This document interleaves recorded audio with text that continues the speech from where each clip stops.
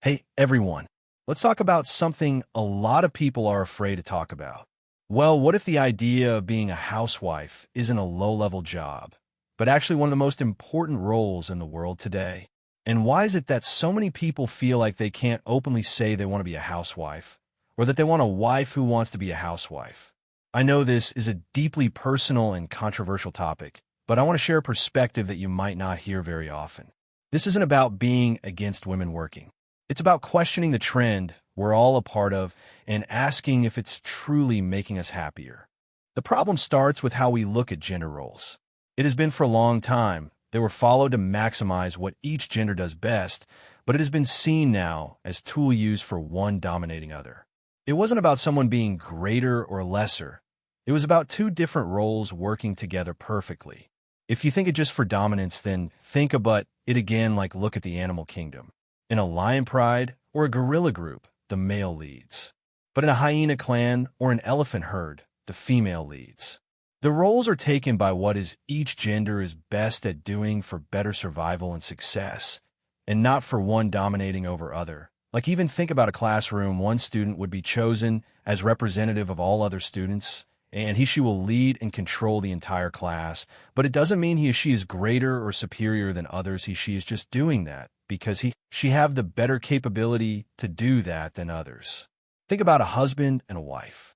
They're a single entity, like a body with both a masculine and a feminine part. You wouldn't say you depend on your hands to grab something or your lungs to breathe. They're a part of you would only say, like, I grab that thing and I'm breathing, not that my hand is grabbing or my lungs is breathing. In the same way, a husband and wife aren't dependent on each other. They're two halves of a single entity working together as same. And like I heard many saying this thing both in videos and in real conversations too, like a wife should be able to earn for herself and not depend on her husband. I seriously don't understand that. Like even when you go to work or do business, you still depend on others. Like if you do work, then you depend on your employer, and you do business, you depend on your employees and customers. So how does it mean you're not depending on any other?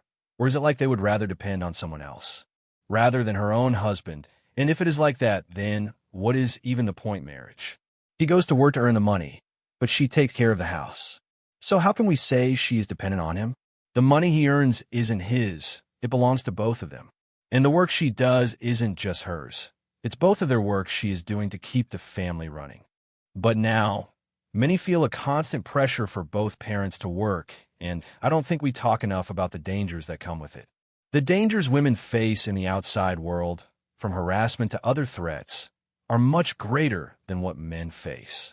For me, as a man, I could never have true peace of mind knowing my wife is in an environment where she could be in danger at any moment just to earn money. And this pressure doesn't just stay outside the home. When both parents come home from work, they bring their work problems with them. Psychologically, men is not expressive as women. So he just stays quiet and internalizes the work pressure as the research of job stress across gender. The importance of emotional and intellectual demands and social support in women shows that while men may experience stress through physical manifestations like heart disease, women often suffer more from mental disorders, depression, and anxiety. The study suggests that women may be more exposed to emotional and monotonous demands in the workplace, which when brought home can manifest as the emotional outbursts and frustration. And when she does that, then he will also bring up his stress, which he is holding inside him, and it can become a huge mess, and suddenly, the house is a battleground instead of a peaceful sanctuary. And like no matter how much money you earn, what good is it going to do if you can't raise your children well? A child needs their parents, and now, many come home to an empty house. Imagine the peace and security a child feels knowing their mother is there for them whenever they come home. This is a huge support and has a massive positive impact. And while a father can also take that role, there's a natural difference between how these two does that. Women are often natural caregivers, and you can see it in their hormones and nature of how both handle the same situation differently. For example, when a father has to correct a child, he might give a quick slap and then a logical lecture, but the question here is how much of it does really connect with that child. But when a mother does it, She will slap and give advice, but after she slapped the child or scold him, she often feels sad and even cry. And the child, seeing her pain, will be affected on a deeper emotional level, and so this connect with child in deeper level. That is a far more powerful and lasting lesson.